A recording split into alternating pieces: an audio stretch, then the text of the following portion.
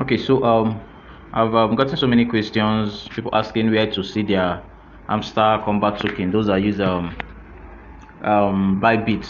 Those are added at their Bybit exchange to Hamster.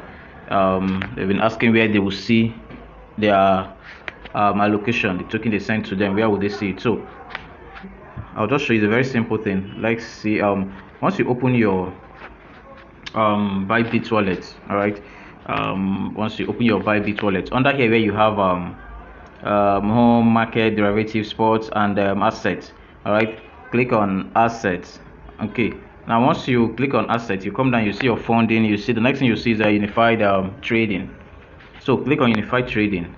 Yeah, everything you have under unified trading. Most of the airdrop you receive, you'll see it under unified trading also. This is your Hamster token here. Hamster Kombat HMSTR. All right. I was given just 700 plus. Okay, 7,000 plus. Yeah, this 7,773. Okay. So this is the simple procedure. We are still waiting for the price to come, which they will list it, I think, today also. So once they list it, the price will reflect.